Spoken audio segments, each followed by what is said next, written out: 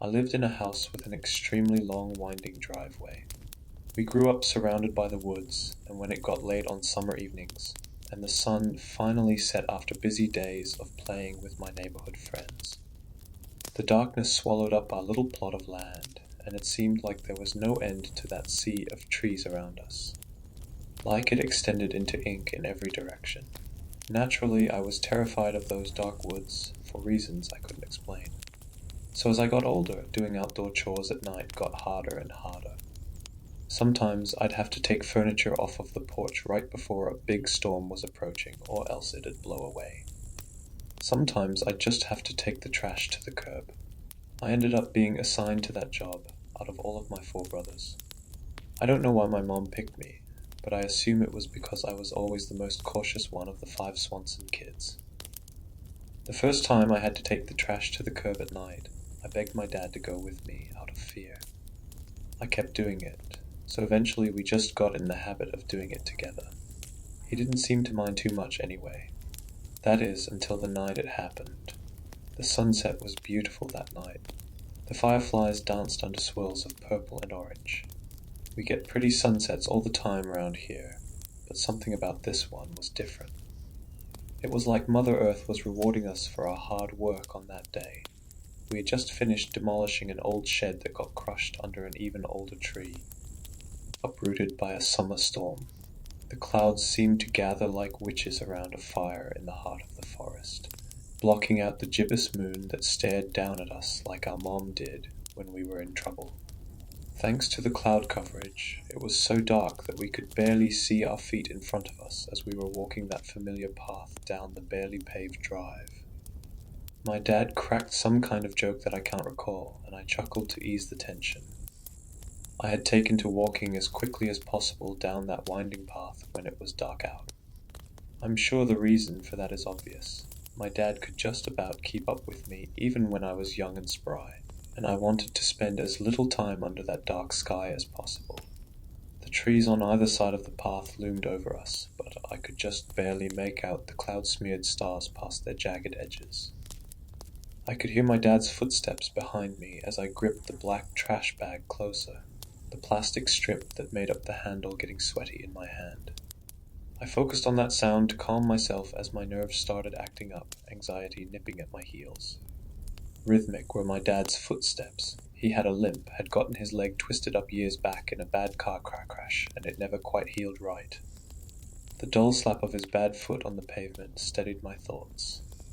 He was with me, and the world seemed safe. The woods even seemed almost warm. After what must have been at least a few minutes, I finally saw the end of the driveway. The stinky dumpster was a relief for once. It meant the trip was at least halfway over. I practically ran up to the dumpster, focusing on the rotten yellow of its lid rather than the thick woods ahead of us across the thin road that led to our house. I didn't want to look too deeply past that tree line. As I slammed the trash in, my dad passed me. I felt a cold chill pass down my spine when he stepped out onto the road, staring off into the woods, or maybe the sky. I couldn't tell with his back facing me. My thoughts were hijacked by the sensation that my rear was no longer protected by my dad's mystical presence. I shot that thought down. He wouldn't be able to protect me anyway, if there were really something wrong. Weird night tonight, huh, kiddo? My dad's rough voice came. I stifled an audible intake of air, not expecting him to say anything. He was a man of few words. I didn't know what he meant either, and I was already uneasy. Huh? Not really, I replied. It was just an average night, right? What was weird about it? I shut the lid to emphasize my point. I didn't want to seem rude, but I was done being here out so far away from the house, whose light was now a dim glimmer through the trees, as the path back curved sharply in at least 2 spots. I turned away and took a step or two, ready to head back as quickly as possible. Are you afraid? I stopped dead in my tracks. My heart stopped too. Everything stood still for a second. I couldn't even begin to formulate a reply, my breath caught in my frozen lungs. That's not my dad's voice. It felt like an eternity before I was able to move even an inch, every fiber of my body wanting to flee. My only sanctuary was somehow wrong, and I didn't know why. I forced my feet to turn themselves around. Maybe my dad was just putting on a scary voice to prank me. He did that sometimes, knowing how cautious I was. Maybe he had gotten a frog in his throat. My mind clung to these fragile hopes as I looked back over my shoulder at him, hoping to gain some kind of information, or at least find out if he was okay or not. My dad was standing in the middle of the road with his back facing me. "Dad, what's going on?" I asked in a tiny, frail tone. My voice cracked sharply, almost quivering in dread. He gave no response. Then he slowly started turning around. Painfully slowly, with inhuman, almost robotic movements, one foot after the other, one arm swiveling to face me, as if it were detached from his torso. His legs swiveled next, each part turning one after the other. His torso followed until finally his body fully faced me, except for his head. His head was still backward. And then that started to turn too. I shrank backward in horror beyond my control. My brain lit up with fear chemicals, my nerves suddenly blazing with a primal fear response. Everything about this was wrong, and I had to get away, anywhere but here. I stood there, pissing my jorts in terror, for a good solid second further. He turned his head halfway before I bolted, and I'll regret that second before I started running for my whole life ahead of me, because I saw just a tiny bit of his face. It's yes face. It wasn't him, if you haven't gathered that already. I don't know what it was, but it wasn't him. My breath burned my lungs as I frantically scrambled back up the driveway, my vision going blurry. The clouds parted overhead, lighting my way back as my flip-flops slapped hard on the pavement. The gibbous moon trained its eyes on me from its seat in the ink-black sky, drinking in my fear. Behind me I heard something. Crunching, thumping footsteps that didn't belong to my dad, plodding after me like a brown bear.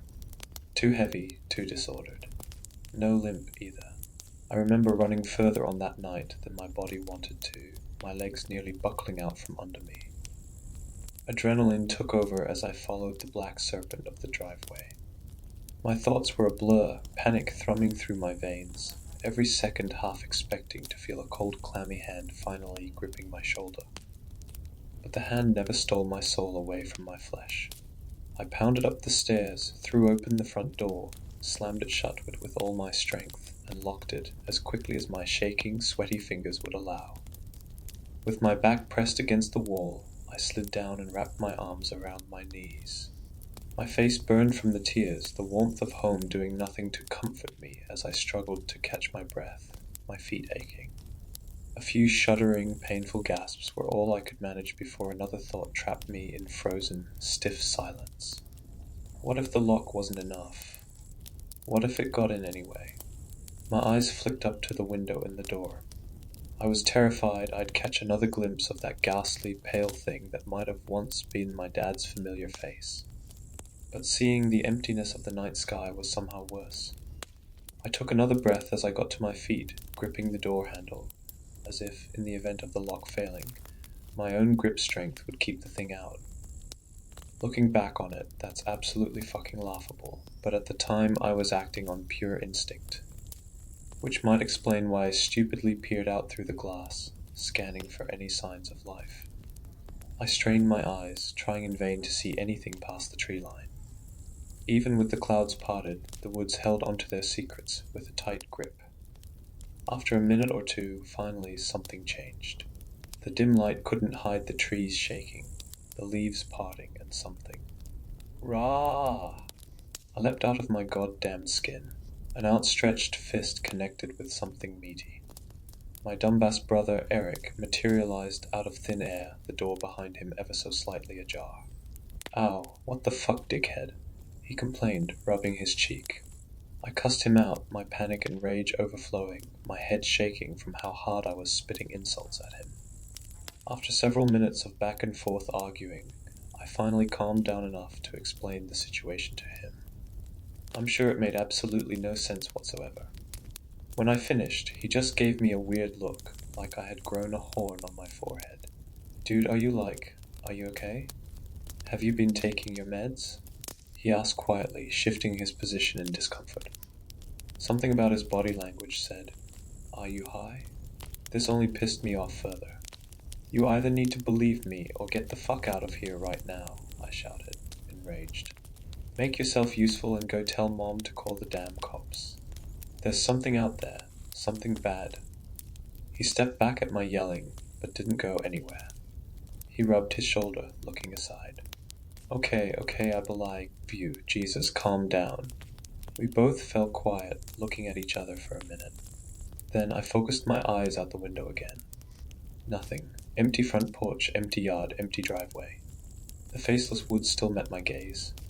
It's just, your story doesn't really make a lot of sense. Dad's been out on a fishing trip for a few days now. Did Mom not tell you?